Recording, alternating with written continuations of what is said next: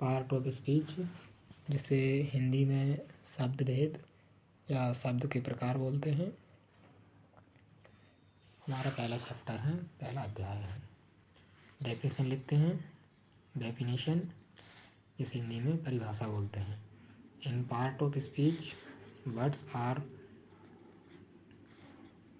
divided into 8 types. Using this 8 types of words properly to form a complete sentence known as part of speech.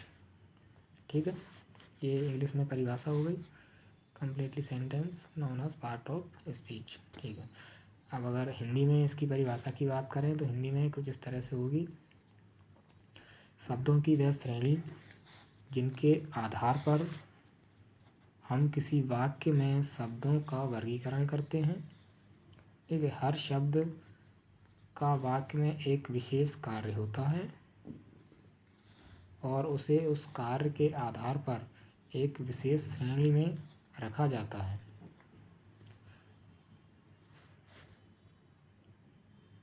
अंग्रेजी में कुल 8 part of speech होते हैं, जिन्हें शब्द भेद या भाषा के भेद कहते हैं। इनका प्रयोग अलग अलग तरह के वाक्यों को बोलने और लिखने में किया जाता है। ठीक है, ये हमारी पार्ट ऑफ स्पीच की हिंदी की डेफिनेशन हो गई। अब types of part of speech की बात करते हैं, तो इनको हिंदी में बोलते हैं कि शब्द भेद के प्रकार। पहला आता है नाउन, जिसे संज्ञा बोलते हैं हिंदी में। प्रोनाउन, जिसे सर्वनाम बोलते हैं। उसके बाद वर्ब, जिसे क्रिया बोलते हैं हिंदी में। उसके बाद आता है एडवर्ब, जिसे हिंदी में क्रिया विशेषण बोलते हैं।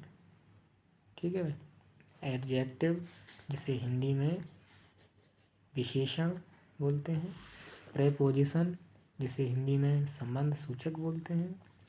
कंजक्शन, जिसे हिंदी में संयोजक बोलते हैं।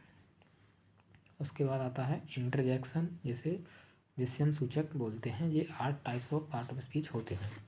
इनके अलावा हम पढ़ते हैं नंबरल, जिन्हें संज्ञा निर्धारक कहते हैं।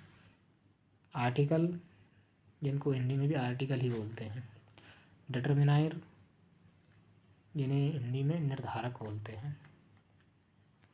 ये हमारे पार्ट ऑफ स्पीच का प्रकार हो गए।